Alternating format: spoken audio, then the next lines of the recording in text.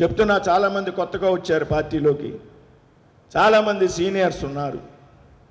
భారతీయ జనతా పార్టీలో గ్రూపు రాజకీయాలు ఉండవు. ఒకే ఒక రాజకీయం భారతీయ జనతా పార్టీ రాజకీయం.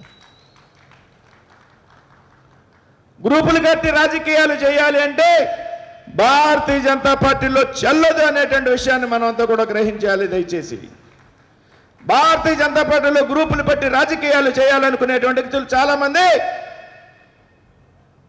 చరమగీతం పాడింది పార్టీ అనేటువంటి విషయాన్ని మనం అంతా కూడా గుర్తుంచుకోవాలి. పనిచేసేవాడే నాయకుడు భారతీయ జనతా పార్టీలో. నాయకుల చుట్టూ తిరిగినంత మాత్రాన భారతీయ జనతా పార్టీలో సాగదు అనేటువంటి విషయాన్ని మనం అంతా కూడా గుర్తించాలి. దయచేసి గ్రూపు రాజకీయాలు భారతీయ జనతా పార్టీలో లేవు, ఉండకూడదు. అంటే అవసరాన్ని బట్టి, ప్రాంతాన్ని బట్టి, ఏరియాని బట్టి కొంతమంది కార్యకర్తలకు, కొంతమంది నాయకులతో సన్నిహిత సంబంధాలు ఉంటాయి. కొంతమంది కార్యకర్తలకు, కొంతమంది నాయకులతో సన్నిహిత సంబంధాలు ఉంటాయి.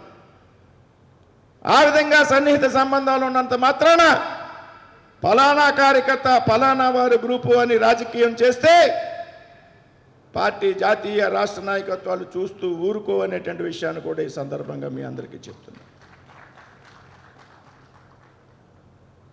ఏడైనా గ్రూపులు కట్టామా? వీర్రాజు గారికి 10 అసెంబ్లీలో 6 పార్లమెంట్ స్థానాలు ఒక చోట కూడా సీటు రాకపోతే వీర్రాజు గారు నోరిప్పి మాట్లాడారా?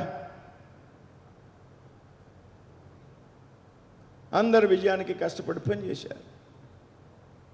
అటువంటి వ్యక్తికి ఈవేళ ఎమ్మెల్సీగా అవకాశం వచ్చింది.